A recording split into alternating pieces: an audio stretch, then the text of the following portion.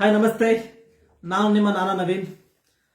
Corona ಮಹಾಮಾರಿಯಿಂದ ಅನೇಕ ಜನರ ಜೀವ ಮತ್ತು ಜೀವನ ಅಸ್ತವ್ಯಸ್ತವಾಗಿದೆ.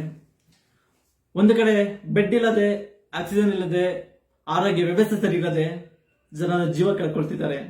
ಇನ್ನೊಂದು ಕಡೆ ಹಸಿವಿನಿಂದ ಮನೆ ಬಾಡಿ ಕಟ್ಟೋದು ಹೇಗೆ, ಜೀವನ ನಡೆಸೋದು ಹೇಗೆ, ಮನೆ ನಡೆಸೋದು ಹೇಗೆ, ಆತಂಕದಿಂದ, ಭಯದಿಂದ ಜನರು ಪರದಾಡ್ತಿದ್ದಾರೆ. ಇದಕ್ಕೆ, ಈ ಪರದಾಟಕ್ಕೆ, ಈ ನಮ್ಮ ಕರ್ನಾಟಕ ಜನರ ಪರದಾಟಕ್ಕೆ ಕರ್ನಾಟಕ ಸರ್ಕಾರಕ್ಕೆ ನಮ್ಮದೊಂದು ಮನವಿದೆ. ಅದೇನೆಂದರೆ, ಇದೇ ವರ್ಷದಲ್ಲಿ ಮಾರ್ಚ್ ತಿಂಗಳಲ್ಲಿ ನಡೆಸಿದ ಬಜೆಟ್ನ ಒಟ್ಟಾರೆ ಮೊತ್ತ 2,46,207 ಕೋಟಿ.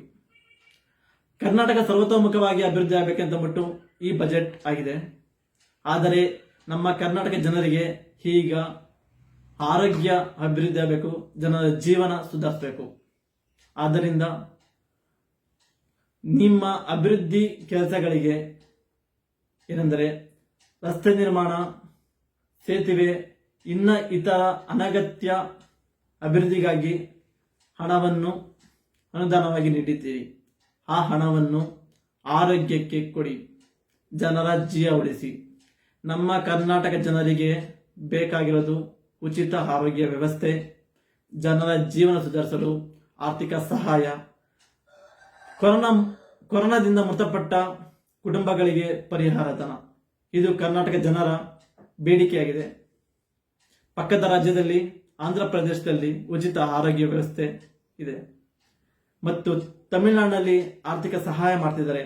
ಆದರೆ ನಮ್ಮ ಕರ್ನಾಟಕ ರಾಜ್ಯದಲ್ಲಿ ಯಾಕಾಗುತ್ತಿಲ್ಲ ಎಂಬುದು ದೊಡ್ಡ ಪ್ರಶ್ನೆಯಾಗಿದೆ. ಅಲ್ಲಿಯೂ ಕೂಡ ಸರ್ಕಾರ ಇದೆ, ನಮ್ಮ ಕರ್ನಾಟಕ ರಾಜ್ಯದಲ್ಲೂ ಸರ್ಕಾರವಿದೆ. ಅಲ್ಲಿ ಕೂಡ ಜನರು ತೆರಿಗೆ ಕಟ್ತಿದ್ದಾರೆ, ನಮ್ಮ ಕರ್ನಾಟಕ ಜನರು ಕೂಡ ತೆರಿಗೆ ಕಟ್ತಿದ್ದಾರೆ. ನಾವು ಕೇಳುತ್ತಿರೋದು, ನಮ್ಮ ತೆರಿಗೆ ಹಣದಿಂದ ಜನರ ಜೀವನ ಸುಧಾರಿಸಿ, ಜನರ ಜೀವ ಉಳಿಸಿ.